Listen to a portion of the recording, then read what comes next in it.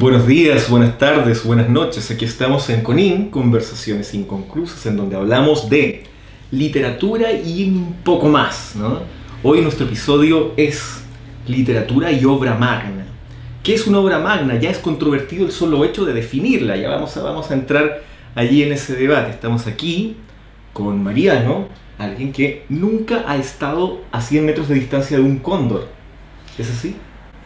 Incluso, o sea, 100 metros es por poner una cifra, porque realmente no creo haberlo visto ni siquiera con mis ojos a cualquier tipo de distancia. Vamos, yo con el cóndor solo nos hemos visto vía telemática, se podría decir. Exactamente, solo representación, no presencia. No obstante, sigo obstinado con dedicarme al arte de la cetrería y, bueno, ¿quién te dice que algún día lo verás? En tu brazo. En mi propio brazo colgado, a una distancia menor que 1 metro. ¿No? Y estamos aquí también con Miguel, que alguna vez de niño atesoró la idea de tener a un ornitorrinco como mascota. Sí, yo pensé en eso varias veces. El problema es que en Portugal es un poco complicado. Aún más complicado es intentar convencer a tu madre que se puede entrar dentro del zoológico y robar ese animal, ¿no? Entonces creo que fue un plan frustrado que yo he tenido desde niño, pero... ¿Has renunciado a ese plan? No, creo que tal vez un día, en un apocalipsis total, la primera cosa que yo haga sea ir a traer uno desde un zoológico, ¿no? Me parece muy bien. Yo soy Esteban. Yo siempre y en cualquier circunstancia prefiero a los elefantes antes que las jirafas. Y el tema que aquí nos convoca es literatura y obra magna, ¿no? Un elefante. Recordemos un elefante literario, agarrándonos de la misma metáfora. Recordemos que la obra magna tiene el mismo sentido etimológico de la obra maestra. Luego vamos a ver por qué estamos pensando que no son exactamente lo mismo la obra maestra y la obra magna. En todo caso estamos hablando de obras literarias excepcionales, de obras literarias entendidas como fruto de un esfuerzo superior, como fruto de una visión superior y de un talento superior, ¿no? ¿Qué podemos decir, Miguel, pensando en una obra magna que probablemente sea la primera gran obra que cronológicamente que la literatura recuerda, que es la epopeya de Gilgamesh? La literatura recuerda que es la epopeya de Gilgamesh. Exactamente, pues no podríamos empezar un episodio de Conversaciones Inconclusas de otra forma que no fuese con la epopeya de Gilgamesh, ¿no? La epopeya de Gilgamesh no fue... ¿Qué hace grande la epopeya de Gilgamesh? En primer lugar, su cualidad, ¿no? Es una recompilación de varias mitologías que existía en la época. Creo que son 12 tablillas. Exactamente. ¿No?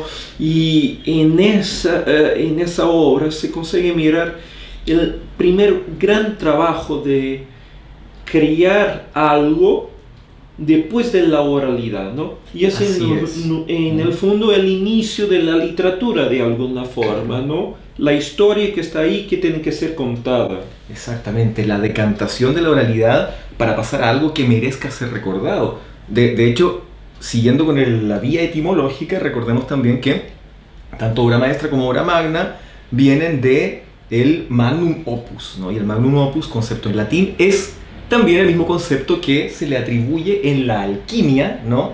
A la gran obra de síntesis, a la decantación alquímica. En ese sentido, podríamos decir que la etimología tiene mucho de verdad aún para lo literario, dado que efectivamente cuando hablamos de una obra magna literaria estamos hablando de una decantación de talento y de una decantación, digamos, de distintas circunstancias históricas que en un momento quedan fijadas en un gran texto literario. ¿Qué puedes decirnos al respecto, Mariano? Y estamos ya entrando en el debate que tú anticipabas respecto a marcar los límites, ¿no? De qué sería una...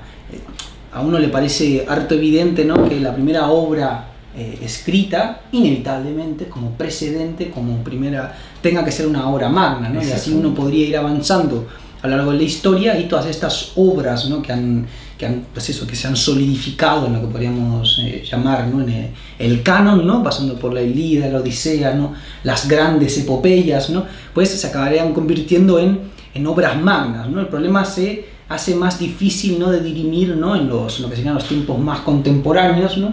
Cuando tenemos obras compendiadas que hacen justicia a la etimología y a tu analogía que hacías recién con la alquimia, ¿no? Una obra pequeña, portátil, sintética, perfecta y definitiva, y compararlas con pues, los grandes ladrillos, ¿no? Esas obras ultra pretenciosas que lo digieren todo, lo incluyen todo, inclusive el error o el tedio, ¿no? O sea que uno no le puede exigir a una obra pequeña, ¿no? No podría ser simplemente señalar, ¿no? Entonces ahí tenemos ese problema, ¿no? Que considerar a partir de qué momento, ¿no?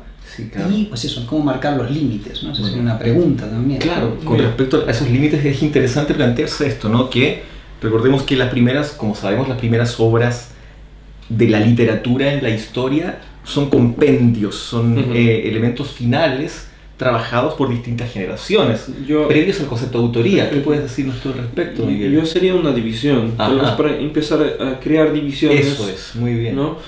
Vamos a dejar de parte la recompilación de alguna de la tradición oral, ¿no? Ajá, claro. Entonces, en esa perspectiva, dejemos lo que sería el Génesis y hablemos en Torah, sería mejor.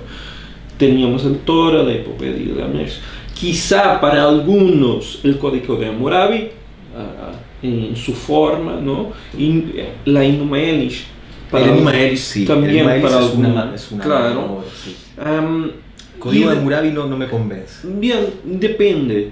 Porque lo que tenemos que preguntar también es cuándo empieza lo que definimos como literatura. Ese es otro aspecto que por veces no se divide bien el aparecimiento de la literatura como un estilo en una división que es la narrativa histórica, ¿no? Acordémonos de Heródoto. Exactamente. Historia. Exactamente. ¿No? Y el esfuerzo que hace, que en el fondo también es una recompilación. Entonces, en esa perspectiva, la segunda categoría que hiciste es en parte la narrativa de viaje. Así es, así es. Entonces tendríamos la recompilación y la narrativa de viaje. Los dos van a generar espacios distintos. Y las dos apuntan a la desmesura, ¿no? Sí. Tanto la recopilación como la literatura de viaje apunta a la grandiosidad, ya sea del espacio o de un periodo histórico. Pero parece que existir una diferencia. Hablábamos esto fuera de las cámaras. En el fondo hay mucha de la literatura que es producida en lo que es el Oriente y el Medio Oriente, con un carácter de obra magna. ¿Quieres hablar un poquito acerca de las grandes aventuras y los grandes viajes, por ejemplo, del tiempo musulmán, de la época islámica? Bueno, pensemos, claro que la época islámica ya es una época que podríamos decir de regurgitación o de reordenamiento de antiguas tradiciones orientales previamente existentes, ¿no? Entonces, en ese sentido, la literatura de viajes, la figura de Ibn Khaldun, entre otros, están conscientes de construir riqueza sobre la riqueza previamente existente. Yo me iría, no obstante, a la pregunta anterior que tú hiciste. ¿Cuándo podemos marcar la frontera entre esta literatura que es obra del paso del tiempo y de las generaciones, como tú decías, como el Génesis, o como la epopeya de Gilgamesh, o como el Enuma Elish, ¿no? ¿Cuándo podemos marcar la frontera entre esa literatura y la literatura con una pretensión consciente de un individuo con una marca autoral? Y sabes, Miguel, ¿quién responde a esa pregunta tuya? Borges. Borges dice en algún momento, ¿no? Borges nos dice así: la Eneida es la primera épica artificial, es decir, la emprendida por un hombre deliberadamente, no la que erigen sin saberlo las generaciones humanas. Virgilio se propuso una obra maestra. Curiosamente la logró. Aquí hay mucho que decir al respecto, ¿no? Habría que establecer una separación. Borges nos dice, Homero todavía es aquel individuo, ¿no?, que aún así trata de cifrar una tradición completa en lo que él señala. Luego Virgilio ya no. Virgilio es un individuo con una conciencia autoral que quiere aspirar a una gran obra y la consigue. ¿Cómo podemos tomarnos de esa definición, Mariano? Bueno, está bien esa división que yo la he tomado de tu parte entre mito y literatura, ¿no? El mito sería pues, aquello, ¿no?, que está muy ligado a la tradición oral, ¿no?, que va puliendo, ¿no?, a una piedra como si fuera en el río, ¿no? Y la literatura tendría este aspecto que está señalando Borges de Virgilio, que es la impresión autoral, ¿no? Eso ya lo habíamos señalado, ¿no?, en nuestro programa de de literatura y ritmo, que uno y también podemos enlazarlo ahora, que la literatura inicia, digamos, cuando ya se imprime un ritmo, aunque bueno, en este caso, en el caso de la Eneida, evidentemente había unos esquemas, unas métricas ya, claro, ya bastante dadas, bastante limitantes, podríamos decir, sí. Pero bueno, yo diría que está bien señalado, ¿no? Ese punto, ¿no? Donde siempre que haya un individuo detrás que esfuerza su imaginación para emular algo del pasado, eso que viene del pasado con toda seguridad es una recolección de textos, ahí nos estamos enfrentando a obras magnas, y es curioso porque todos tienen un precedente, ¿no? Así como los generales, todos vivían de la gran hazaña de Alejandro, ¿no? Claro. Julio César, el propio Napoleón, y todos mirando hacia atrás, mirando las grandes hazañas. Con literatura sucede exactamente lo mismo. Dante está acompañado por Virgilio. Y él también aspira a generar una épica, y creo que también lo consigue la Divina Comedia, que está al mismo tiempo, también lo que señalabas vos respecto al mundo árabe, ¿no? Como ese mundo de síntesis y de regurgitación. Dante estaría añadiendo al espectro clásico todo el mundo cristiano, ¿no? En una gran epopeya que no ha habido, ¿no? Al margen, ¿no? del propio texto sagrado, que ya estamos dejándolo a un lado, ¿no? Estamos dejándolo a un lado, claro, provisoriamente, ¿no? Para entrar en la marca del autor, ¿no? ¿Cómo puedes, eso es muy importante, la marca del autor. ¿Cómo puedes percibir tú la marca del autor en términos de la ambición por lograr esta gran obra? De alguna forma, yo ahí entro con la tercera categoría, ¿no? Hablamos de la recompilación, la narrativa de viaje, y ahora diría el texto autobiográfico, de alguna forma. El texto autobiográfico. Tenemos varios autores clásicos haciendo ese ejercicio. Consideraría de eso todo las Galias, ¿no? La guerra de las Galias de Julio César, ¿no? Sí, como una precursor de la llamada literatura de no ficción. Sí.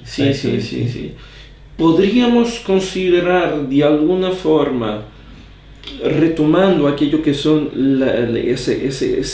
la construcción de la historia, aún dentro del punto de vista literario, ¿no? La cuestión de la historia de los judíos, de Flavio Josefo, es muy importante, porque imparte todo lo que son narrativas históricas, pero también tiene un poquito de construcción literaria, mágica, en alguna medida. En un momento en que todavía los géneros no están con claridad separados, que al mismo tiempo aún se denota en el Talmud, que es el puño de cada rabí en la perspectiva de añadir nuevamente alguna cosa.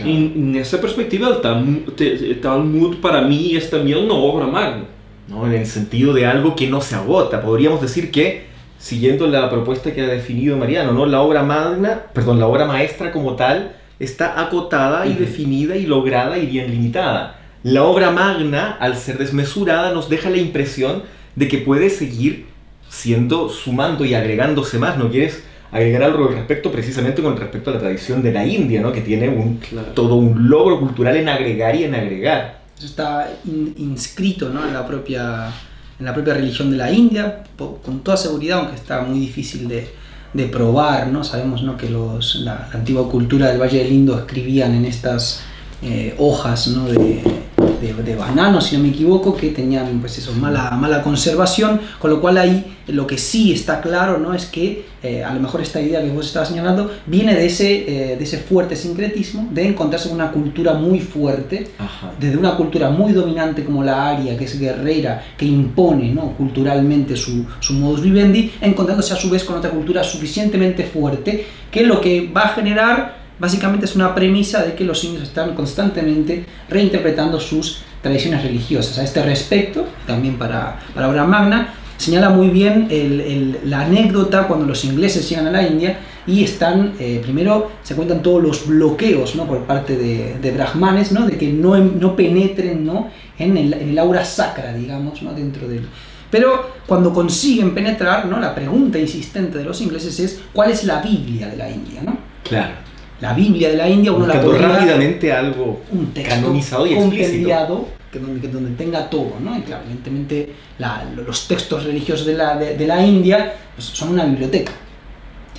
ya después hablaremos, también se pueden señalar, ¿no? las dos grandes epopeyas, ¿no? El Ramayana y el Mahabharata. Mahabharata es, pues, creo que no, bueno, es el texto más extenso, ¿no? No, los hay más extensos, pero es más o menos 10 veces el tamaño, creo que, de Ilíada y la Odisea juntas, 10 o 30, no recuerdo la proporción, bueno, es desmesuradamente de hecho, grande. en la India se dice que no hay nada que haya habido que no esté dentro del Mahabharata. Bueno, de hecho hay todo, bueno, ya en filología se ha estudiado cómo hay claras interpolaciones posteriores, de acuerdo al momento en el que se están viviendo. La cuestión es que los ingleses exigen, ¿no? en esta tradición que toda la vida se ha reinterpretado y que ha añadido textos una y otra vez, y pues a los textos en verso se le añaden los textos en prosa, a los brahmanes se le añadan los textos cuando se iban a los bosques, los aranyakas, y dentro de los aranyakas se añaden otros textos, las Upanishads, y siguen añadiendo, ¿no? Y siguen añadiendo, y se sabe que se han creado Upanishads hasta, pues, avanzada, ¿no? Ya nuestra era, ¿no? Las más viejas datan del 6 antes de nuestra era, hasta muy tiempo avanzado. La cuestión es que, como no tienen una Biblia, como no tienen un único texto compendiado, lo que entiende, ¿no? el sujeto de turno es que necesita, pues, una especie de resumen, ¿no? Entonces lo que le da es la Bhagavad Gita, ¿no? El canto del Señor, que es una interpolación, como bien decíamos, dentro del Mahabharata, que tiene, ¿no? Está compendiado, digamos, el pensamiento, el resumen de la Biblia, ¿no? Hay otra anécdota del rabino Hillel, que creo que es del segundo año después de nuestra era, que le dicen que le explique la Torá con la pata coja, ¿no? O con un pie en el aire, ¿no? Y él le dice que la Torá en el fondo es amar al prójimo, un poco la regla de oro, ¿no? No hacerle al otro lo que uno quiere. El resto son acotaciones. Vete a leerla, le dice, ¿no? Pues ya. Y bueno, es un poco en ese afán de resumir el pensamiento indio, pues se aporta, ¿no? La Bhagavad Gita, que es un texto que podríamos hablar en otra ocasión, ¿no? Pero claro. El problema de este tema que estamos tratando hoy, ¿no? Que es muy difícil de acotar, ¿no?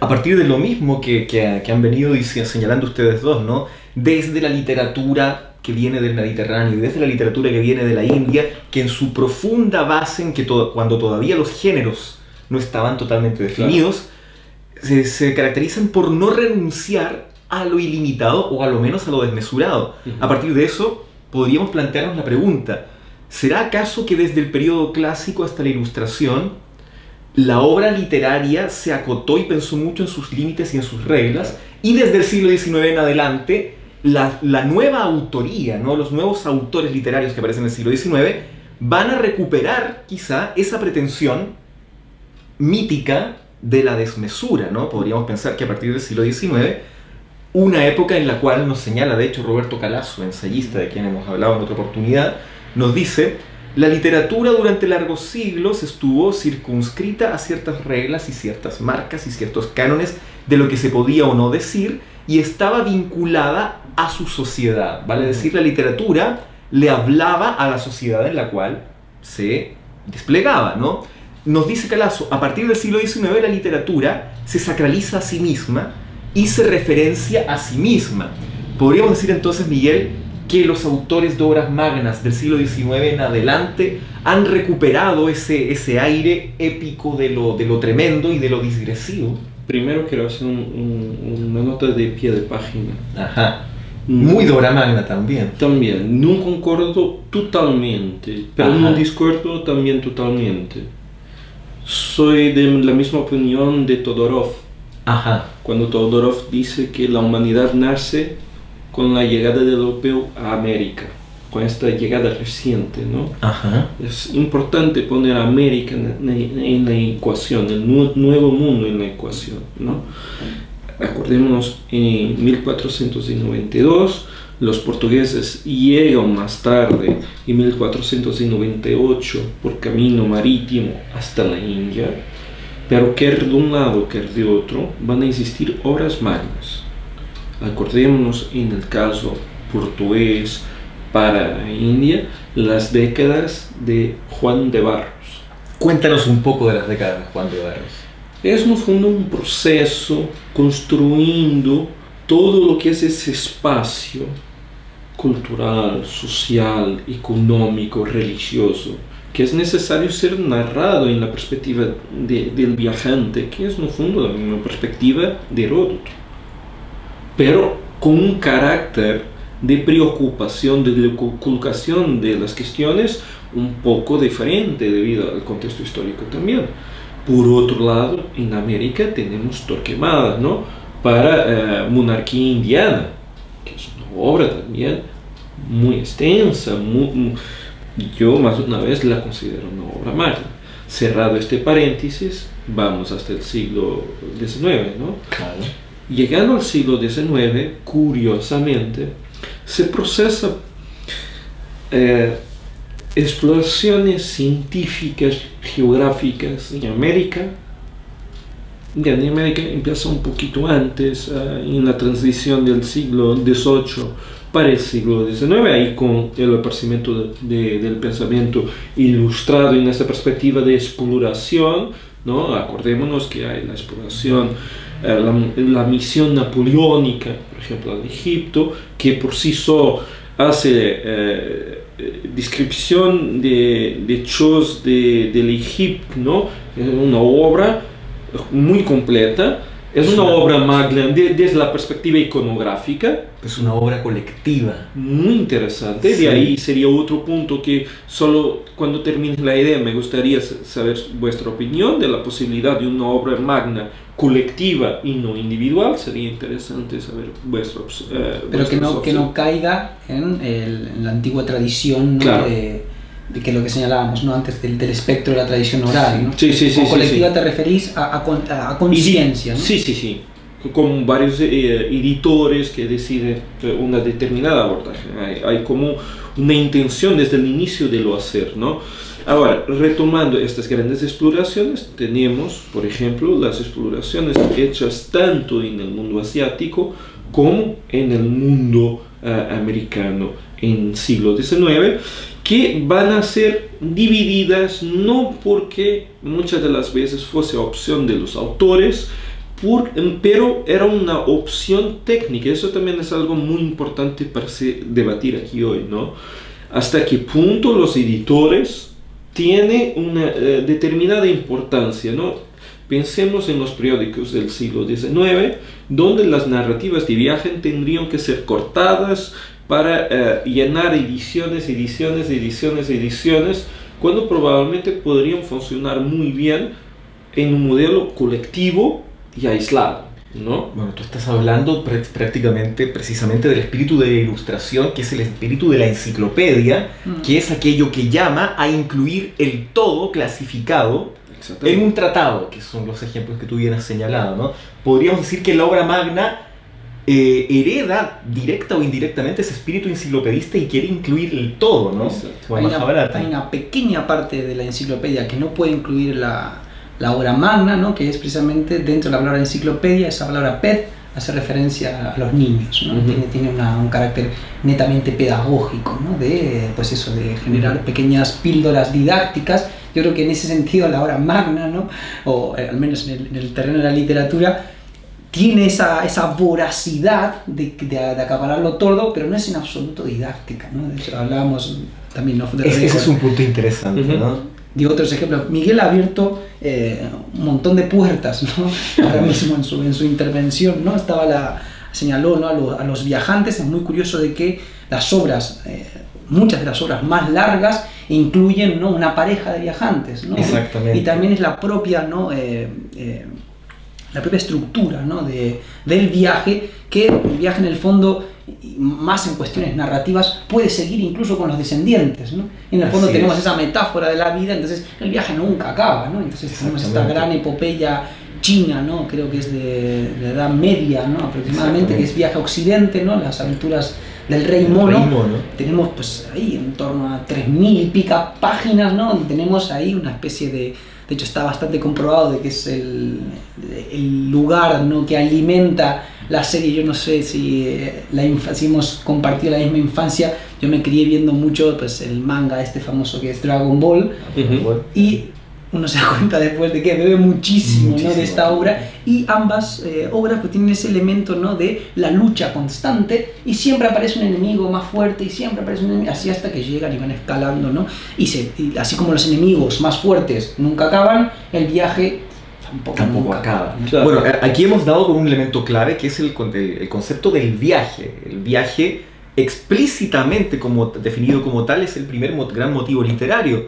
El eje que articula la epopeya de Gilgamesh es el viaje. El eje que articula la Odisea es el viaje. Que a mi juicio la Odisea ya podría ser, sería un ejercicio interesante leer la Odisea desde nuestra perspectiva. Jugar a ser un poco un Pierre Menard del lector y leer la Odisea como novela. Creo que aguanta muy bien el cambio de visión. Pero bueno, seguimos con lo del viaje, ¿no? Parte de la Odisea, el eje es un viaje. ¿Cuál es el eje de la Divina Comedia?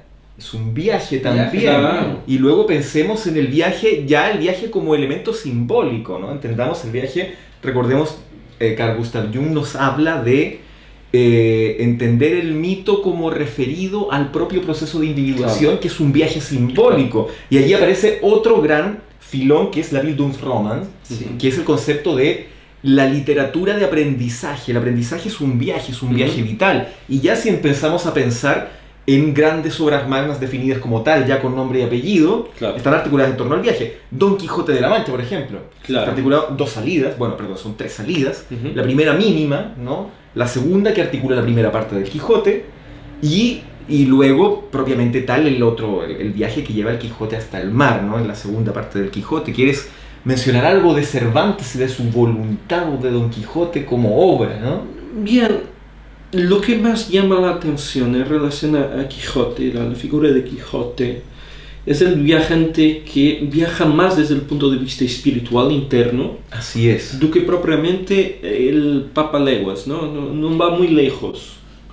Claro, de hecho, si lo pensamos hoy, Claro, kilómetros. en kilómetros, comparado con el viaje del Rey Mono o el viaje del Ramayana o el del mismo Odiseo, Cervantes Don Quijote se mueve por un espacio bastante mínimo, y cuando la segunda parte llega a Barcelona decimos, esto ya es lejísimo, Claro. ¿no? Porque es importante hacerlo, Claro. ¿no? Porque de alguna forma el despertar en el hombre, que ya la cuestión nuevamente, que ya descubrió la América y ya sabe que el mundo no es un plato, no es Claro. redondo, ¿no? Entonces necesita de empezar a buscar en otras partes. Así Y donde es. va a explorar más es dentro de sí mismo, ¿no? Exacto. Lo que es curioso es que de alguna forma esta narrativa de viaje va a ser llevada hasta el siglo XX ya. Exactamente. Y ahí tienes la cuestión de Ulises, ¿no? La viaje también un espacio geográfico bastante restrito, ¿no? Un solo espacio urbano, Claro, ¿no? claro. Explorado hasta la extenuación. extenuación, exactamente. Pero al mismo tiempo mantiene la idea de exploración individual desde la perspectiva, por ejemplo, de Alicia en el País de las Maravillas. que es un viaje Sigue iniciático siendo. también, ¿no? Sigue siendo. Exactamente. La narrativa de viaje siempre está presente, y podemos también pensar ya y para grandes obras como son las obras de Tolkien, ¿no? Y tenemos que comprender las obras de Tolkien, quizá un libro que nunca ha existido, ¿no? Que son todas las obras conjugadas en una sola, ¿no? Porque eso también dejó aquí la pregunta. Cuando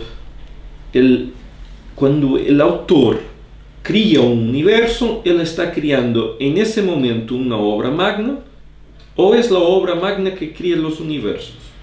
Eso es un punto interesante, ¿no? Y podríamos volver a la idea, que es la idea de Calazo, la idea de los dioses o de las musas, de la inspiración, que es un poco más la misma vuelta que siempre se ha señalado, ¿no? El autor le debe toda su inspiración, o el autor abre puertas a un espacio otro, a una otra edad radical desde donde se convierte en un torrente que genera una obra. Eso es un punto interesante para señalar, ¿no? Allí podríamos venir con el clásico debate que desde una perspectiva ilustrada nos dice: una obra no puede ser más inteligente que su autor. Uf. Desde la perspectiva de una auténtica obra magna, desde la perspectiva de Calazo o desde la perspectiva de Hesíodo, una obra sí puede ser más inteligente y más Claro. grandiosa que su autor, ¿no? ¿Quieres señalar algo al respecto? Yo la pregunta que plantea Miguel es muy curiosa, ¿no? ¿Qué es lo que era un bicondicional, ¿no? Entre universo narrativo y las propias obras, ¿no? Yo creo que es decir, dependiendo de los marcos que colocáramos, yo creo que el mero hecho de crear un universo te inscribe dentro de aquellos que aspiran a la obra magna. Exactamente. Creo que lo habíamos hablado una vez de escuela de mandarines, creo exactamente. De Spinoza, ¿no? Sí. Un señor que se dedicó exhaustivamente a esa elaboración. O sea, uno puede decir que escuela de mandarines. Una mandarines rigurosidad digna de Goethe, ¿no? Es casi legal, ¿no? O sea, tiene tanta importancia. Yo creo que él estaba formado en Derecho o en Jurisprudencia, no sabía bien. Pero tiene es muy sistemático, ¿no? Casi como si fuera un código legal, ¿no? Entonces uno puede decir, vale, Escuela de Mandarines es una obra no lograda, porque la metáfora igual no llega, o el mensaje de fondo, pero es una obra magna. O el estilo es ripioso, o barroco, hay demasiados pliegues, ¿no? Pero es una obra magna, ¿no? Porque el esfuerzo que implicó llevarla o construirla, con todo lo que conllevaba ello detrás, pues yo veo que el mero hecho de construir un universo, ya uno está en ese terreno de la desmesura y de lo desproporcionado. Y aquí ya vamos sumando entre todos características de la obra magna, ¿no? A partir de la conversación, ¿no? La voluntad de llegar a algo que trasciende al propio autor, la voluntad de la desmesura, la voluntad de crear un mundo que, tal como dice Miguel con Tolkien, o como dice Mariano con Spinoza, son, digamos, mundos explícitamente diferentes al nuestro. Esta construcción de un universo también puede ser implícita, ¿no? O también puede ser aparentemente semejante al mundo de todos los días, como en el caso de Marcel Proust, con la obra, digamos, podríamos decir, el gran ejemplo de obra magna, que es A la recherche du temps perdu, que es En busca del tiempo perdido, que es una obra en 7 volúmenes gruesos que nos están contando, básicamente, digamos, no solo nos están contando la perspectiva de un personaje que es un trasunto del propio Marcel Proust, pero un poco mayor que Marcel Proust, porque Proust nos cuenta un poco la historia de un mundo que se fue. Ahí hay algo interesante también, ¿no? Porque Proust, en medio de la plena Primera Guerra Mundial, Proust está escribiendo cosas sobre un mundo que se ha ido, cosas sobre un mundo de las décadas de 1890 y 1880, y en ese contexto está creando un mundo total, porque no es solo una descripción de anécdotas, ¿no? Es toda una estética, toda una poética. De pronto a un personaje le preguntan, ¿qué opina usted de las pinturas de tal? Y te cuenta su teoría definitiva de las pinturas dentro de un solo volumen. En otro momento le preguntan, ¿qué opina usted de la presentación en el teatro de esta famosa cantante de ópera? Y se manda una reflexión, podríamos decir, definitiva en sí misma, sobre la interpretación de la ópera, ¿no? Esa voluntad de totalidad es lo que se vincula muy bien con lo que ustedes han venido diciendo, ¿no? Con la idea de la creación de un mundo que no se restringe a la propia particularidad del autor, ¿no? Pero ahí agregaría que el tiempo tiene importancia, no solo el pasado. Así es. Nótese, es un autor que nunca ha tenido una obra magna, pero es un autor de obras magnas, desde el punto de vista global, ¿no? Que es Julio Verne. Claro. De alguna forma, porque él construye el futuro. Así es. Eso es muy curioso, ¿no? Un día podríamos pensar en verdaderamente mirar lo que Julio Verne ha propuesto y lo que efectivamente se ha cumplido. Lo que nos lleva a pensar otro aspecto que quizá para hoy nos importe más. Tiene que ver con la cuestión del tiempo dentro de las sociedades discretas y dentro de las sociedades teosóficas. La cuestión del tiempo, que es una problemática del siglo XIX, inicios del siglo XX, que se mezcla también con la cuestión que es bastante abordada durante todos esos tiempos, que es la cuestión del espiritualismo. El contacto con el más allá, de alguna forma, que es socialmente acepte, es bastante frecuente y que de alguna forma va a marcar autores que vienen después, o porque hacen parte de sociedades discretas, o porque tiene esa ansia de se comunicar con el más allá. Por ejemplo, ya verificamos eso en conversaciones anteriores, hay autores en que la cuestión del futuro está muy marcada. Claro, hay autores que de alguna manera, como tú bien estás señalando, hay una lícita forma de vincular la búsqueda de un más allá explícito con la búsqueda de, digamos, un más allá literario, ¿no? Y a veces está presente en un autor que intenta encontrar un espacio que no tiene la realidad de todos los días. Por eso funda un tiempo y funda un espacio. Básicamente es un demiurgo, ¿no? Mariano, algunos ejemplos de obra magna y si puedes algún ejemplo de obra maestra para que podamos diferenciar. Ya entrando un poco en ese quiebre que tú habías hecho, creo que 2 intervenciones antes, ¿no? Que era un poco cuando ya la literatura se habla a sí misma, ¿no? Claro. O se remite a sí misma, como señalaba Calasso. Yo reconocería tres elementos, ¿no? que uno podría ir viendo, ¿no? Para ver de qué tipo de obras estamos hablando, ¿no? Por un lado son estos inicios difíciles, por otro lado son las interpolaciones y en un tercer lugar las obras inacabadas, ¿no? Si una obra está inacabada, bien es por una cuestión circunstancial. Por ejemplo, Albert Camus, su última obra, creo que es El último hombre o algo así se titula, es inacabada, meramente circunstancial. No es porque se haya excedido en contar cosas. En su ambición. Ejemplo contrario, El hombre sin atributos de Musil, también en ese sentido es muy similar a lo que señalabas recién en la búsqueda del tiempo perdido de Proust. Ahí también tenemos toda una idiosincrasia que está cambiando, es el declive, ¿no? del Imperio Austrohúngaro. Es una obra desmesurada, también con una serie de bromas satíricas, podríamos decir, y que la obra, pues, después de 1400 páginas, está inacabada. No acabó, ¿no? Entonces no pudo llegar, o sea, era tan la desmesura que no llegó a acabarla, ¿no? Otro elemento también son las interpolaciones, ¿no? Que las podemos ver ahí en el propio Ulises de Joyce, ¿no? Colocar trozos, ¿no? o bien de cuestiones de actualidad. También lo hace Alfred Doblin en Berlin Alexanderplatz, colocar trozos de periódicos, ¿no? Obras incluso menores en tamaño, pero que también lo hacen, ¿no? Que incluyen novelas, ¿no? Dentro, ¿no? Tenemos allá Caballos Desbocados, claro, de Mishima, ¿no? Que te incluye una novela dentro de la novela, ¿no? Entonces ese tipo de elementos, ¿no? Ya son claramente elementos autorales, ¿no?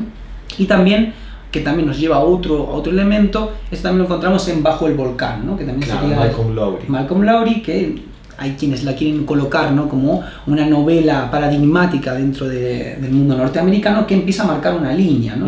Y en esta obra encontramos interpolaciones, también encontramos un inicio farragoso, ¿no? Los inicios farragosos también lo destacábamos, ¿no? de otros autores, ¿no? Thomas Pynchon, ¿no? Que me comentabas tú, Esteban, que se recomienda leer a Pynchon de la mitad hacia adelante y después volver a leer al inicio. Y tú, Miguel, señalabas otro autor del cual se recomendaba lo mismo, no me acuerdo cuál era de Joyce, de Ulises. De Ulises de Joyce, exactamente. Sí.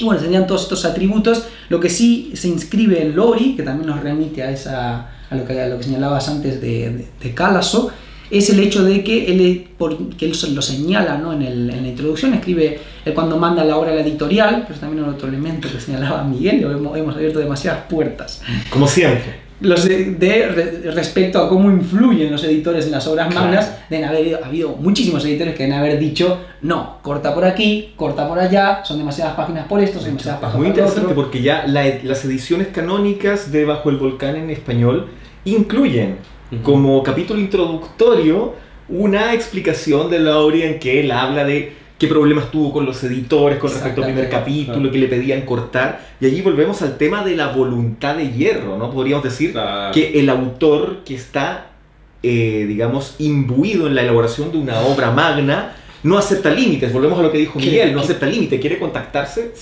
con otra realidad, se caga en el editor, porque el editor es el límite por antonomasia, ¿no? Pero eso nos lleva a una pregunta, entonces, ¿puede un autor que empieza a escribir por la primera vez ousar pensar en escribir una obra magna de inicio?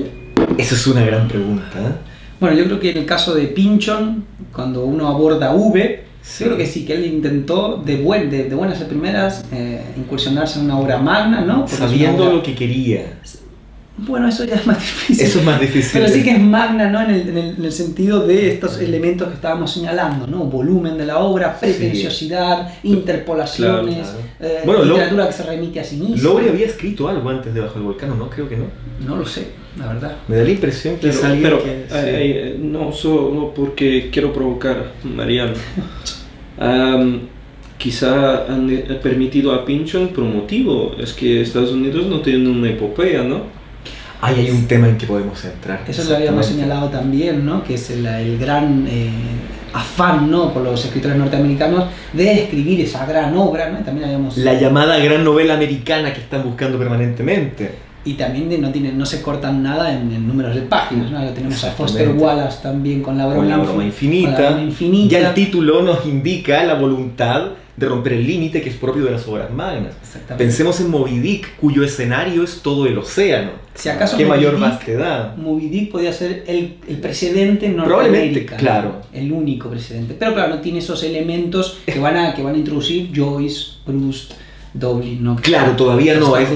Podríamos decir que no llega al punto de la ruptura, de la gran ruptura en que la literatura se empieza a referir a sí misma.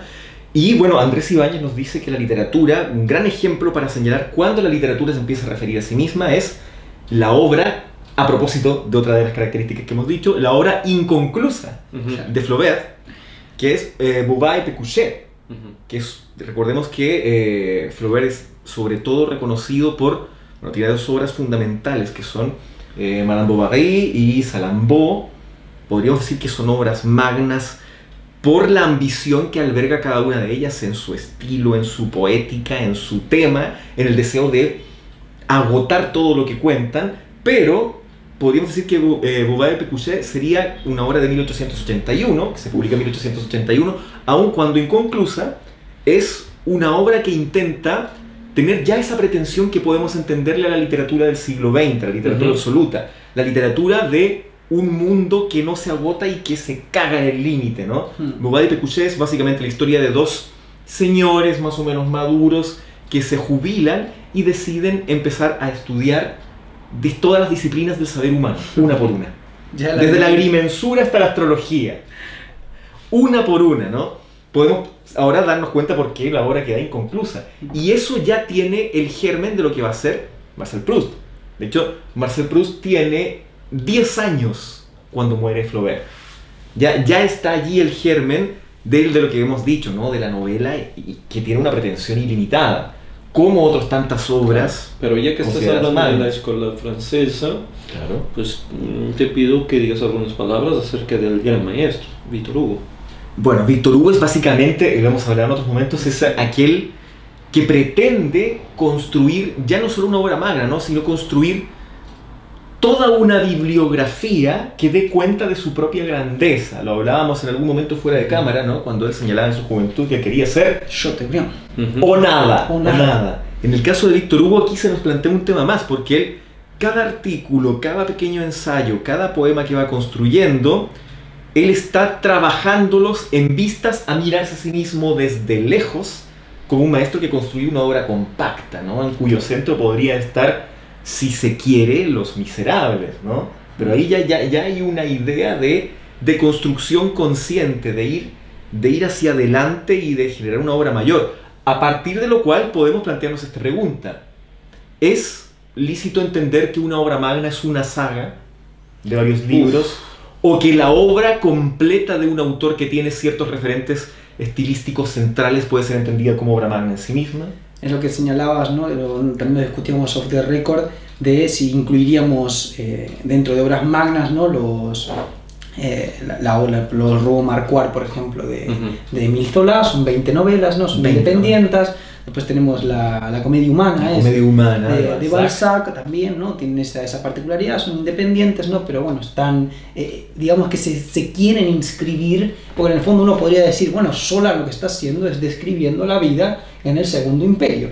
Claro, hay una acotación. Hay una acotación, nunca vamos a salir de ahí, ¿no? Del Segundo Imperio y de todo lo que pasaba en medio, ¿no? Y todas las novelas nos están enfocando distintos aspectos, ¿no? A través de una familia muy heterogénea y muy ramificada, distintos aspectos dentro de lo que fue la vida en el Segundo Imperio. Y a partir de eso, una pregunta más incómoda aún, siguiendo la misma línea y más difícil de dilucidar. Miguel, si te dijeran que ponemos todos los ensayos y todos los cuentos de Borges juntos, ¿esa es una obra magna en sí misma? ¿Tiene la unidad y la cohesión suficiente? Yo diría, además de agregar todo eso, se tendría que agregar las entrevistas que ha dado. Y sí. Tu respuesta es que sí. Borges era en sí mismo una obra magna, ¿no? Ese es el punto interesante, el autor como obra magna, ¿no? El Sí. autor como obra magna. Recordemos que en las tradiciones de la India se entiende a los creadores supuestos de las epopeyas anteriores como sabios de todo saber, ¿no? Pensemos en Valmiki, supuesto creador del Ramayana, ¿no? Pero es necesario crear una barrera, un contexto histórico, Exactamente. ¿no? O sea, hasta aquí estábamos en el siglo XIX, Exactamente. empezamos a entrar dentro del siglo XX, aún no vamos para la época del posguerra, ¿no? Post-Segunda Guerra Mundial, quedémonos aún en la primera Ahí estamos parte, con ¿no? Malcolm Lowry trabajando Claro. en su obra todavía. El mundo también es un mundo de progreso a pesar de la Primera Guerra Mundial, pero es un mundo de progreso, ¿no? Económicamente. Es un mundo de contrastes. Recordemos que mientras está peleándose la Primera Guerra Mundial, Claro. Proust está trabajando en Busca del Tiempo Perdido, Joyce está trabajando en el Ulises, Claro. ¿no? Pero tiene... Kafka está escribiendo Sí, el sí. proceso. O sea, ¿qué podemos decir de todas esas obras? Si en algún momento alguien tuviese la, a mi juicio, equivocada postura de decir que una gran obra habla de su tiempo, pensemos en todos los casos que yo he señalado previamente. Proust está escribiendo sobre lo que ocurría, ¿no?, en la década de 1880, mientras las balas de la Primera Guerra Mundial están allí. Joyce está escribiendo lo que es un día de, no recuerdo el año, es un día de 1904, creo, ¿no? Kafka está escribiendo alegorías fuera de toda temporalidad. Claro. Todas ellas son obras que, digamos, superan la barrera meramente temporal, ¿no? Y podemos volver a esa idea, ¿no? ¿El autor de la obra magna escribe para su tiempo o no? Es que es muy difícil, ¿no?, de responder. Yo diría que no, también por cómo hemos ido delimitando el terreno de la obra magna antes, ¿no? Y bueno, si tenemos todos esos atributos, ¿no?, y hemos colocado también dentro del saco, ¿no?, al hecho de poder configurar una realidad paralela, como en este caso citabas acá, una completa atemporalidad, no tiene por qué hablar a su tiempo, aunque Claro. uno después, siempre haciendo un examen, podemos decir, de corte sociológico, uno podría decir, no obstante, la actualidad estaba implícita en Exactamente. esa obra, ¿no? Y uno la podría rastrear, ¿no? De todas Aunque no formas. sea explícita esa... Sí. Está presente, pero no es el llamado que define aquella gran obra, ¿no? Entonces allí podemos empezar a pensar en que la gran obra es anacrónica, o porque mira hacia el futuro, o porque mira el pasado, o porque mira hacia realidades paralelas, ¿no? Yo creo que ahí la Primera Guerra Mundial es un momento decisivo. Y aún va a ser más la Segunda Guerra Mundial para un determinado grupo de escritores que son los escritores de origen judía, ¿no? O sea, marcamos, para la mayoría de la humanidad la Primera Guerra Mundial es decisiva, y para una gran parte, después de otros autores, va a ser la Segunda Guerra Mundial, por lo que fue el Holocausto, ¿no? Entonces, los dos marcan la destrucción de un mundo y la necesidad obligatoria de crear un otro mundo, que es un mundo absoluto donde tiene que abarcar todo. Entonces ahí la obra Eso es, magna exactamente. sirve muy bien para esa política, y quizá de 45 hasta hoy existen más intentos de obra magna, Porque hay más desarraigo. claro, do Hay que más nunca desarraigo. alguna vez ha existido. Claro. Sí. Se ha roto el orden paradigmático del Sí. cosmos y hay más necesidad de construir cosmos. Es un punto muy interesante ese que Sí. señala Miguel, y encaja muy bien con la proliferación de la búsqueda de la obra magna, ¿no? Es la propia definición de Lyotard de la condición posmoderna, es la salida, ¿no?, de los grandes relatos y la salida de la temporalidad lineal y el paso hacia las múltiples temporalidades. Claro. Estaríamos ya en ese juego, ¿no?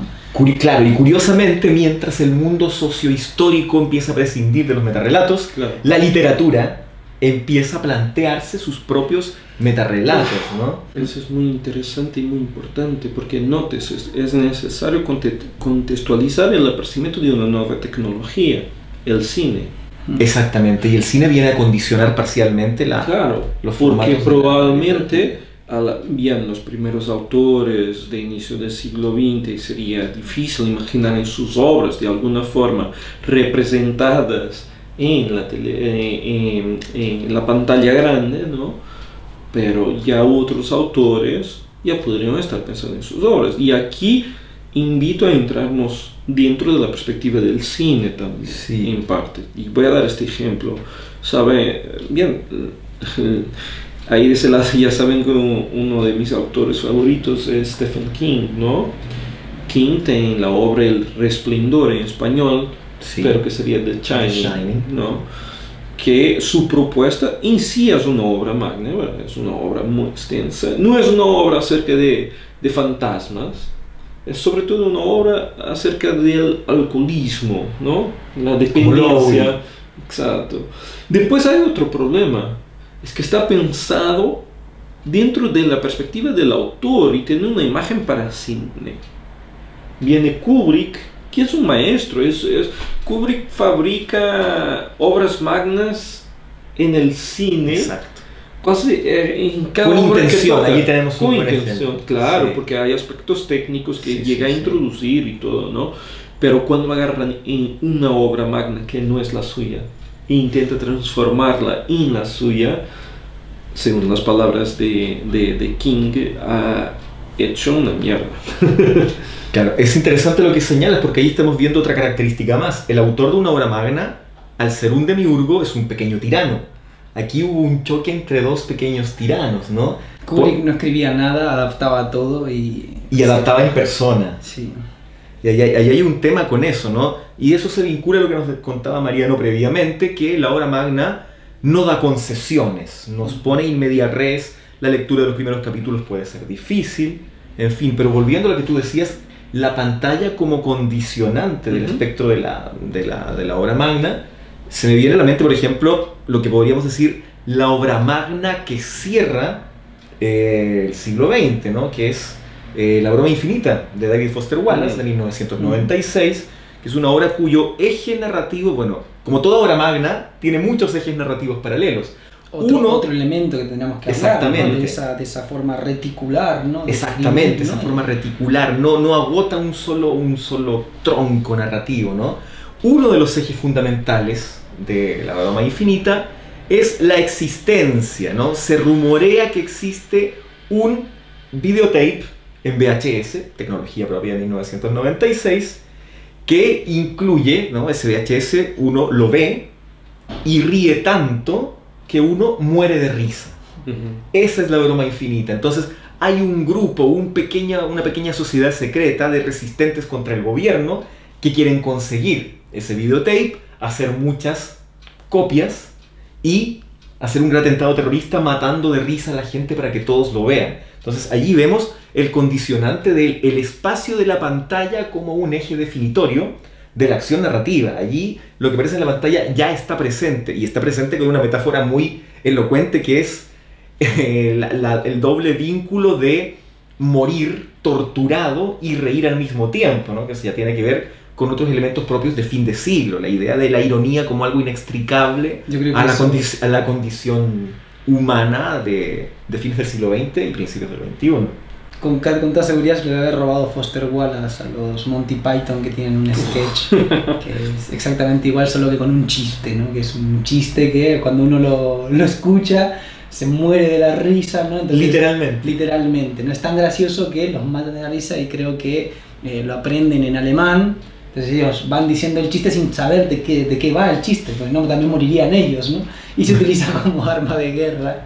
Entonces van ahí en las trincheras, ¿no? Se acercan como pueden y cuentan el chiste y bueno. Eso es un punto interesante porque nos demuestra otra característica más, que es la condición omnívora del autor de la obra magna. El autor de la obra magna toma lo que sea, como decías tú en el caso de Kubrick, toma incluso una obra magna de otro género. Claro. En el caso que tú dices, puede tomar el humor, puede tomarlo todo y meterlo todo, siguiendo el caso precursor de Bouba y Pecouchet. Tomarlo todo para incluirlo. No sé si concuerdo totalmente, porque no miro pues la interpretación de Peter Jackson como una obra magna. ¿Y qué tiene que ver Peter Jackson? Estamos mirando del Señor de los Anillos. Señor de los Anillos. Es que yo ahora justo estaba pensando también en la ¿Pero qué tiene analogía que ver eso? O sea, estábamos dando el ejemplo de Kubrick, ¿no? Sí. de adaptación. De la adaptación. Pero Contra la adaptación de Peter No, pero era Jackson, que es otra cosa. ¿Pero cuándo hemos hablado de la adaptación de Peter Jackson? No, introducí yo ahora el tema de ok. Peter Jackson para hacer la diferenciación. Claro, era Uno es solo un productor caso. de obra maestra y Claro. Peter Jackson no es solamente Desde un luego. director que se aprovecha de una obra ya Desde establecida. luego, pero no entiendo el tenor de la No, anotación, ¿por porque- qué no lo habíamos dicho eso? No, porque hay que dejar claro que no es cuando alguien agarre una obra maestra que se transforma en una obra Todo maestra lo invencible. contrario, todo Claro. lo contrario, ¿no? El autor de la obra magna es omnívoro, él no tiene nada que ver con que eso sea un género para todos. Claro. Exactamente. En el cine es un problema porque ya es mucho más moderno, ¿no? Está acotado, ¿no? Entonces todos estos atributos que le estamos añadiendo a la literatura como obra magna, en el cine pues es muy difícil encontrarlo, ¿no? Pues están son todas relativamente contenidas, podríamos decir, aunque duren 3 horas, ¿no? A menos que no vayamos a casos exagerados, ¿no? Como películas estas como la de Belatar, que es Satan Tango, que dura como 8 horas, o la Shoah, que también dura 8 horas, ¿no? Sí. Que eso sí que sería un comparable, ¿no? A la gran obra magna literaria, Claro. ¿no?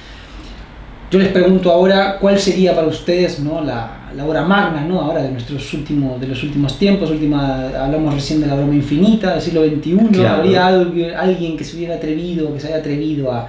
Hoy vivimos también en una época donde triunfa lo contenido, ¿no? Exactamente, o derechamente lo sin mensaje, ¿no?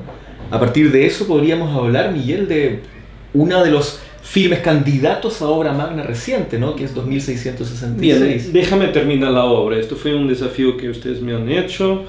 Estoy aún en la parte inicial de la obra, ya no estoy así tan en la parte inicial.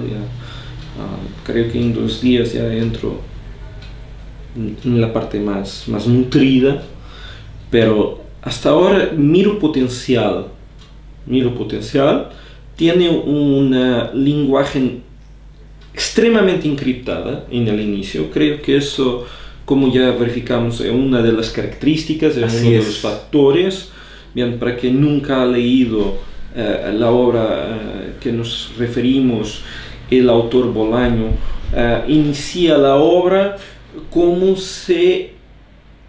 quien inicia en el fondo toda la realidad que el lector ya debería saber. El lector debería saber cómo funciona el mundo académico desde el punto de vista de la crítica literaria, pero también desde el punto de vista del estudio de la literatura alemana. El autor presume que el lector es capaz de decorar varios nombres luego al inicio, y es un poco conflictuoso para el lector. Una cuestión de relaciones mal explicadas entre personajes al inicio. Curiosamente es muy promiscuo luego también, y eso también provoca el lector de alguna forma. Entonces tiene eso que muchas obras magnas tienen, que es provocar el lector desde la primera línea de la obra. Claro, para darle que una posición incómoda al lector. Pero también no permite, por lo menos es lo que me está pasando a mí, no sé hasta dónde voy, ¿no? Ya estoy inmerso en este mundo de la literatura alemana, pero no sé hasta dónde voy, porque unas veces voy para Madrid, otras veces voy para Salzburgo, otras veces voy a parar en Londres. O sea, está todo aún muy confuso. Pero es una literatura que te atrapa. Eso es. No te deja salir. Y quizá podrá ser. Cuando termine, queda aquí prometido que no importa si es en 5 o 10 o 20 episodios, voy a definir si es una obra magna o no. Muy bien. Es interesante. Aquí Miguel ha mencionado 2 características para 2666 que tienen que ver con lo que hemos señalado antes, ¿no? una obra que no sabes para dónde te lleva, en lo literal y en lo metafórico, no sabes para dónde te lleva. Y la otra característica es la ausencia de concesiones y el carácter críptico, ¿no? Pensemos una gran obra de fines del siglo XIX que es Guerra y Paz. A Tolstoy no se le ocurre nada mejor que presentar primero una escena con un gran banquete, con una gran fiesta.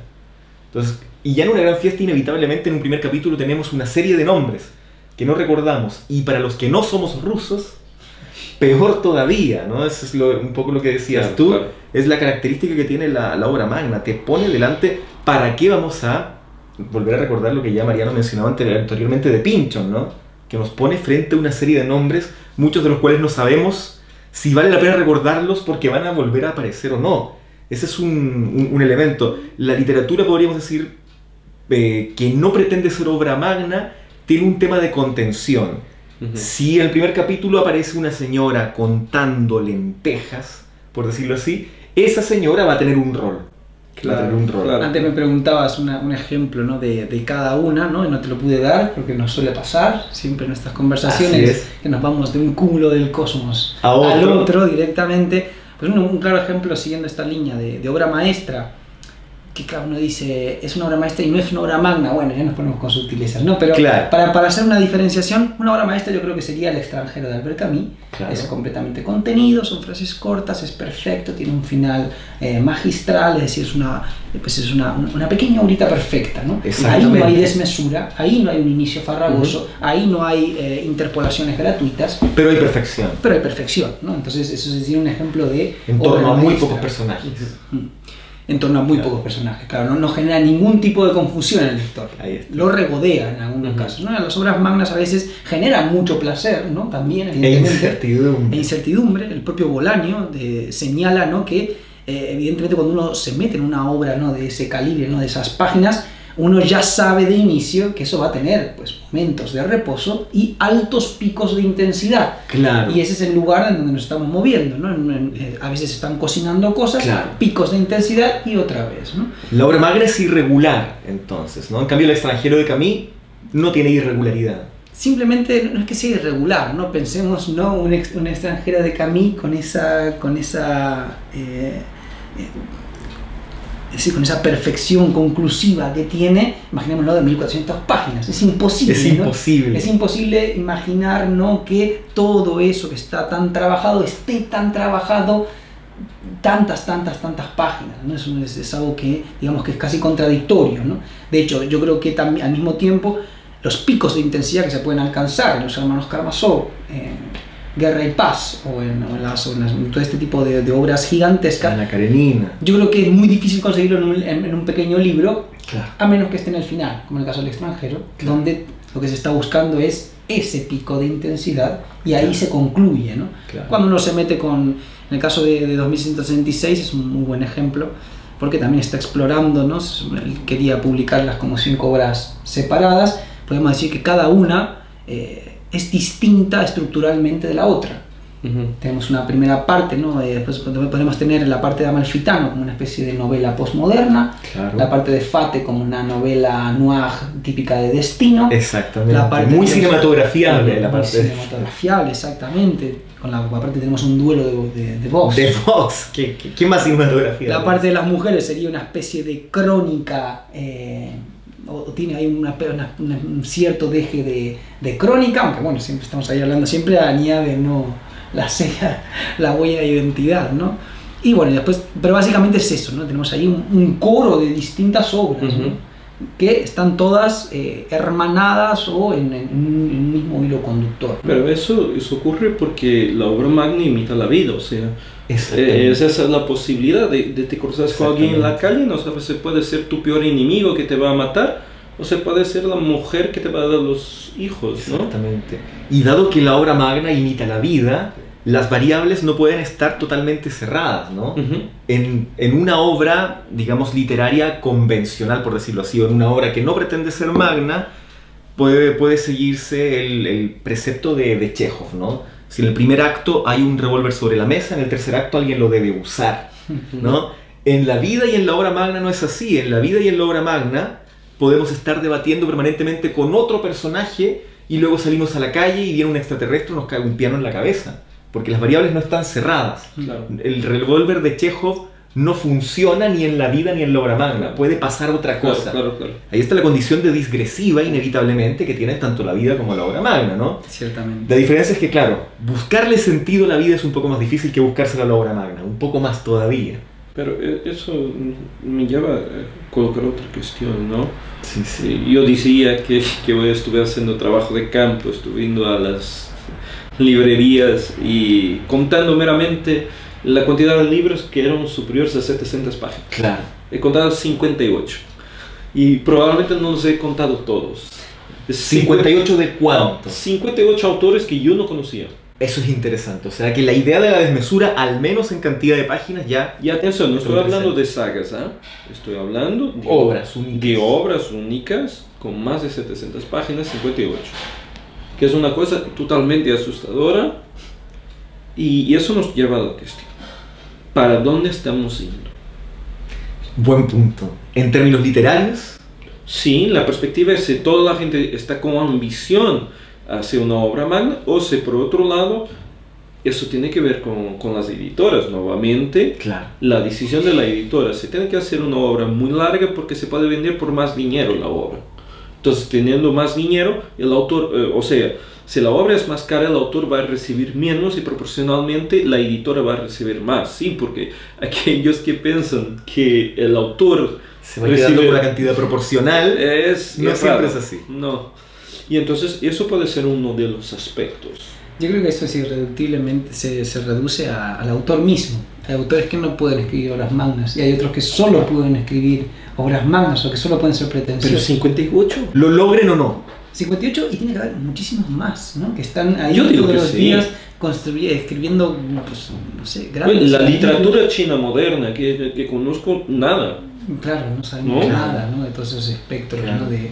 Pero es interesante porque al menos en lo que se refiere a la literatura española e hispanoamericana, la llamada literatura seria española e hispanoamericana, a lo largo del siglo XXI en su mayoría se ha tratado de obras acotadas, deslavadas, de pocas páginas, o sea, la intención de obra magna que permea a la hora, al menos de Bolaño, y que permea permanentemente a los estadounidenses particularmente, esa intención no ha parecido estar muy presente, al menos en los No. últimos 10 años, ¿Será que de autores españoles o hispanoamericanos. Claro, porque en el boom podemos encontrar referentes, ¿no? Sí. 100 años de soledad a lo mejor no Lo es una in- obra en volumen de páginas tan Sí, grande, sí, sí. pero sí que es una obra magna. Mira para allá. El Al Observa menos pájaro mira de para la allá. noche de Donoso también, También. Es de esos, pues eso es. Pero, Es desmesurada, es desmesurada, digresiva, es es delirante, digresiva. crea un mundo exactamente. pero también puede ser un intento de imitación de los grandes maestres, de alguna forma, ¿no? absolutamente. ese es un punto, Entonces, sí, sí. las nuevas generaciones dicen, no, yo voy a intentar escribir como Borges, nunca van a conseguirlo, ¿no? Claro. Yo voy a escribir como Cortázar,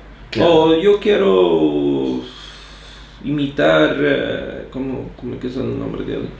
Se me olvidó, 100 años de soledad. García Márquez. Gracias. Ocurrió, tuvo pésimos epígonos. Claro. García Márquez, Pero efectivamente. hay ese efecto de contaminación Claro. que sobre todo en el mundo hispanohablante es muy visible y bien ocurre un poquito también en el mundo portugués, ¿no? Bien, obras magnas del mundo portugués es escaso, ¿no? Escaso, no hay mucho por donde Podríamos se pueda decir que agarrar. una obra magna involuntaria sería el póstumo libro del desasosiego de Sí, Rousseau, pero ¿no? nunca fue No fue planteada, concebida como tal. No fue Ahí está. concebida como tal. Claro. A la Debe- diferencia de sí. Borges, ¿no? Claro. Que existía un determinado imaginario, Sí, aquí no. aquí no. Aquí no. Consideraría mucho más una obra magna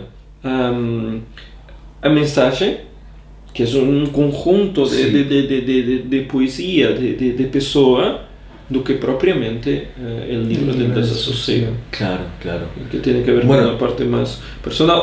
Bien, quizás son los mayas, Los Osmayas, claro. Los mayas. sí. la obra que más acerca, y claro, en el periodo moderno, os Lusíadas, ¿no? Exactamente. ¿no? Sí. Bueno, quizá en poesía hay gente como Ezra Pound que intentó construir una magnitud deliberada, Volumen, ¿no? ¿no? Volumen, ¿no? Mm. Pero ya se va para otros lados. Obras magnas a las que te quieras referir. otras obras magnas, ¿no? Bueno, pues hay miles, ¿no? Yo que tenía apuntados, ¿no? Siguiendo esa línea, se me quedó eso pendiente, ¿no? Cuando habíamos hablado de Malcolm Lowry, que es una idea interesante.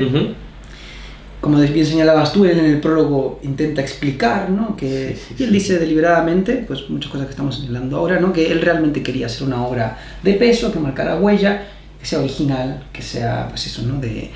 Y es interesante que el personaje, que en toda la obra está impregnada, ¿no? ese aura, ¿no? de embriaguez, ¿no? De hecho yo creo que lo hace magistral, ¿no? Hay que concederle eso, ¿no? Que uno cuando lee realmente parece que está leyendo un borracho, ¿no? Lo que pasa es que ningún borracho es capaz de escribir así, ¿no? Lógicamente lo que él está haciendo es un ejercicio de emular, ¿no? El estado de embriaguez, lo consigue muy bien, y es muy curioso cómo toda la camada de escritores que se van a subir, digamos, al caballo de Malcolm Lowry. Estamos hablando de William Gaddis, de John Bard, después de Pynchon, ¿no? Incluso de Don DeLillo, ¿no? Todos ya tienen, bueno, DeLillo ya menos, ¿no? Pero en el caso de los otros tres, que sí son bastante delirantes, ¿no? Podemos decir en su prosa.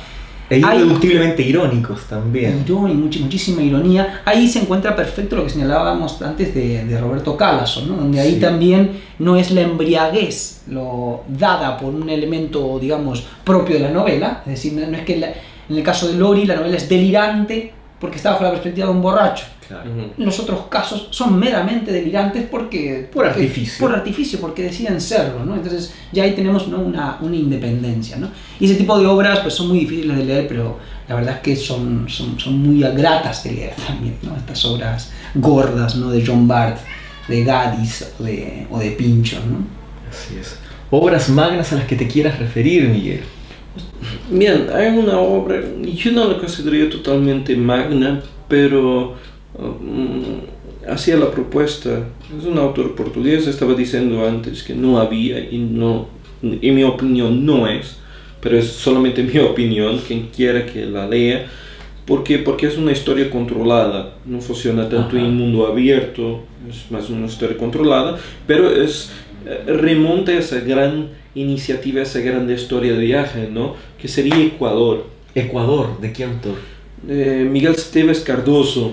Muy bien, vamos a considerarlo. ¿Qué cuenta, qué plantea más o menos Ecuador? Bien, no voy a contar mucho de la historia. Claro. Es sobre todo una historia de amor que obliga a una persona a tener que viajar alrededor de la línea del Ecuador.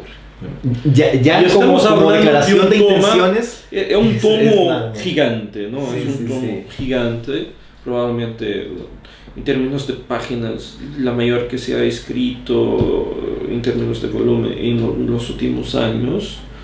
Y claro, ¿de qué año es o de qué década? Es de los años 2000. Mira, 2004, 2016, no. Mira, 2004, 2006, consideremos que 2666 es del 2003. Algo hay ahí, ¿no? En esos momentos. O más o menos una fecha u otra.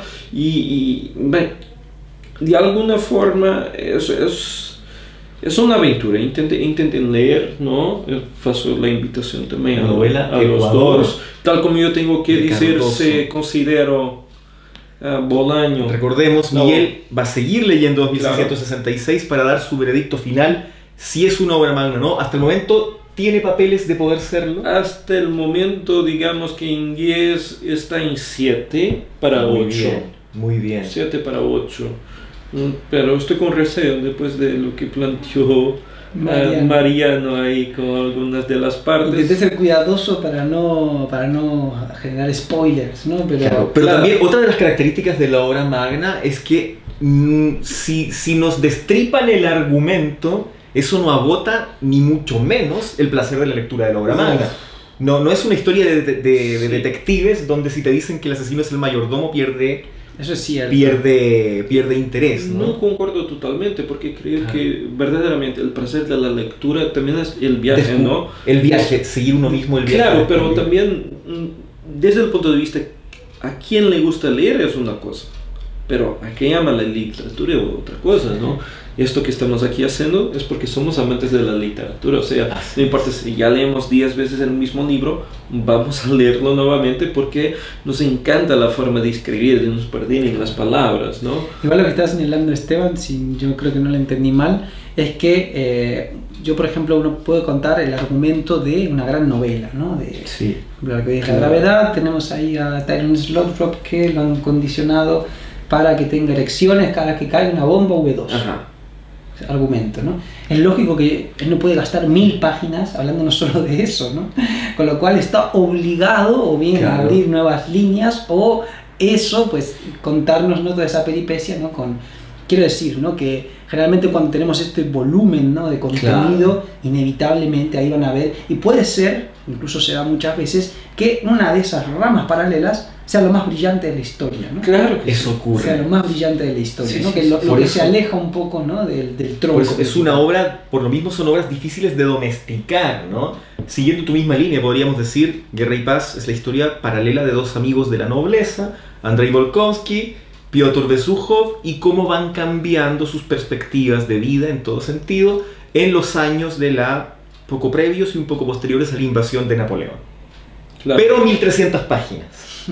Y personajes con los cuales ellos se relacionan 80 o 90 más. Claro. Entonces allí cabe de todo. Pero hay un aspecto muy interesante. Con una obra magna, el autor no puede engañar al público. Es un punto O interesante. escribe bien o escribe bien. No puede escribir mal. Exactamente, exactamente. Por eso Tiene que podríamos... saber, es verdad que son todos Sí, grandes sí. prosistas. Todos te llevan muy bien. Y Salvo Spinoza. que Spinoza tiene esa formación más legalista, ¿no?, más de derecho, ¿no?, que lo hace ir un poco más paso por paso, ¿no? Ley por ley, cláusula por cláusula. Sí. Pero sí, en general estos, ahora se estaba pensando precisamente en Bolaño, en Pynchon, pues que tienen esa forma, ¿no?, de llevarte y de crear atmósferas, ¿no? Son Tienen grandes estilo creadores de y imagen. todos tienen una poética, aun cuando una poética muy clara, ¿no? Uno conoce su manera de escribir, conoce su forma de mirar el mundo en muy pocas páginas. Eso es un punto interesante de las obras magnas. Luego podemos pensar que, por ejemplo, hay muchos, entre comillas, cuentos perfectos en distintos estilos que son un poco intercambiables los autores, ¿no? Una obra magna, uno es prisionero, como decíamos en otro momento, en otra sesión, es prisionero de un ritmo, es prisionero de un estilo y es prisionero de una visión particular del mundo. Y a veces es prisionero de todo un mundo también. Imaginemos que estamos en una época de concursos locos, ¿no? Así es. Que se proponía el concurso de la obra magna contemporánea. Sí. Y que la mayoría del público, no nosotros tres, ¿no?, pero la mayoría del público tenía que decidirlo. ¿Cuál es la gran obra magna de los últimos cuánto? ¿O de siempre? No, desde el inicio del siglo XX hasta ahora. Pero atención, no somos nosotros que decidimos, no somos nosotros tres. Se puede dejar la consigna al público Se para puede que dejar cada la cual pregunta pueda para que dejar en los pueda- comentarios cuál es su Nos cuál diga considera. claro. cuál es Sería la obra interesante. magna del siglo XX. Sería muy interesante esa perspectiva. Muy bien, ¿algo más que agregar para cerrar? ¿Alguna recomendación de obra magna? Infinitas cosas que agregar, ¿no? Infinitas bromas. Podemos Infinitas volver aquí quizá. Ya ¿En alguna tenía- sesión número 2? Sí, tenía una propuesta más Muy adelante. bien. Podríamos hacer una obra de un episodio de literatura y adjetivación. Literatura y adjetivación, desde Que luego. de pronto tendremos que ir a las obras magnas porque es ahí que hay un mundo infinito de Ahí ejemplos. prolifera la selva de la adjetivación Sí, en las sí, obras sí, magnas, sí, ¿no? sí, Cierto, muy cierto. Sería muy interesante. Entonces, ¿alguna recomendación final, María? Yo nada más que añadir, ¿no? Yo creo que ya he señalado muchas cosas, sería meramente recomendar obras, ¿no?, de grandes obras magnas. Yo creo que si me tuviera que quedar una, pues así, o al menos la que yo la disfruté, debería volver a tocarla, es un gran clásico, es la obra última de Fyodor Dostoyevsky, que actúa también como un compendio, ¿no?, de todas sus preocupaciones, y es nada más ni nada menos que Los Hermanos Karamazov. Los Hermanos Karamazov. Esa sería que también incluye dentro un cuento, ¿no? También ahí hay pequeñas Pretensión de totalidad. pretensión de totalidad absoluta. Es una familia que nos cuentan ahí distintos, cada hermano es un arquetipo, ¿no?, pues eso, de personalidad, ¿no? Y bueno, en definitiva esa sería mi gran recomendación de obra magna, ¿no? Que desde mi subjetividad es la que yo más he disfrutado, ¿no? De reconocer. Para que se hagan una idea, tiene una especie de preámbulo, prólogo, donde Dostoyevski, lógicamente, pero no ha empezado la historia, es decir, nos está contando cosas que son necesarias antes. Esos son como 60 páginas. 60 páginas de preámbulo antes de entrar en materia. Antes de que él se ponga a escribir, ¿no? Antes de que pongamos, como si fuera una película, pues que eso fuera texto que estamos leyendo, antes de que viéramos el primer fotograma, ¿no? Más o menos funciona de esa manera. Muy bien. ¿Alguna recomendación? Sí. ¿O algún comentario final? No, propongo una obra magna del cine. Ajá. 2001, Odisea en el espacio. 2001, Odisea en el espacio. Kubrick. No hay mucho más que agregar ante esa gran obra magna, ¿no? Yo me permito recomendar esta obra magna, que es la Odisea de Homero, pero propongo el siguiente ejercicio: que la leamos como una novela actual, como una novela de la época del siglo XIX en adelante. Creo que la lectura de la Odisea como novela, bueno, sobre todo en las versiones traducidas que renuncian a la cadencia de la métrica, tiene cosas que hoy consideramos modernas y que nos sorprendería ver aquí. Por ejemplo, esta es la versión de Editorial Alianza, también hay una buena versión en Editorial Gredos, ¿no? Cosas como que el protagonista, que es Ulises, se demore mucho en aparecer, que se genere una tensión narrativa previa a la aparición de Ulises.